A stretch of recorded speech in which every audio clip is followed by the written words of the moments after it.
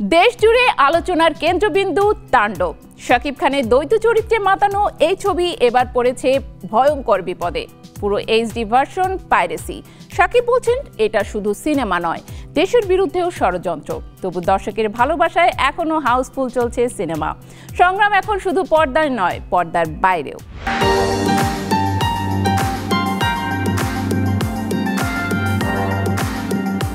এবারের ঈদে প্রেক্ষাগৃহে তুমুল আলোড়ন তুলে দিয়েছে তাণ্ডব। রায়হান রাফির পরিচালনায় আর শাকিব খানের দ্বৈত চরিত্রে অভিনয় তৈরি এই সিনেমা শুধু ব্যবসায়িক সফলতাই পায়নি, পেয়েছে দর্শকের ভালোবাসাও। কিন্তু এই সাফল্যের মাঝখানে নেমে এসেছে এক কালো ছায়া। সম্পূর্ণ এইচডি সংস্করণে পাইরেসি হয়েছে তাণ্ডব। আর এবার এই ভয়াবহ ঘটনার বিরুদ্ধে মুখ খুলেছেন কিং খান শাকিব নিজেই, দিয়েছেন কড়া হুঁশিয়ারি। 22 জুন রাজধানী সনি সিনেপ্লেক্সে তাণ্ডবের এক বিশেষ প্রদর্শনীতে অংশ নিয়ে শাকিব বলেন, এটা শুধু একটি সিনেমার বিরুদ্ধে নয়, বরং দেশের সংস্কৃতি ও উন্নয়নের বিরুদ্ধেও ষড়যন্ত্র।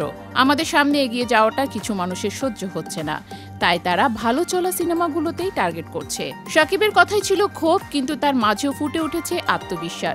এই লড়াই শুধু আমাদের নয়, তিনি বলেন, এটা দর্শকদেরও সংগ্রাম। পাইরেসির পরেও হলগুলোতে দর্শকের ভিড় বেড়েছে। এটা প্রমাণ করে বাংলা সিনেমাকে ঘিরে আজও মানুষের ভালোবাসা অটুট।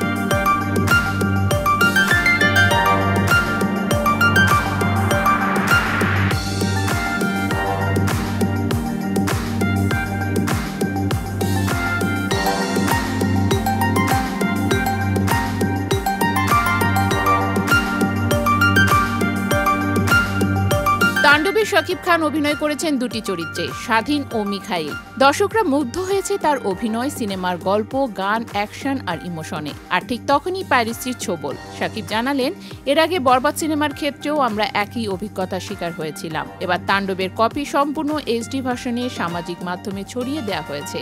এটা সুপরিকল্পিত অপচেষ্টা। তবে এত কিছুর পরেও আশার আলো আছে। শাকিব বলেন, মানুষ সিনেমাকে ভালোবাসে বলেই আজও আমাদের শো হাউসফুল যাচ্ছে। এই ভালোবাসাই আমাদের লড়াইয়ের শক্তি।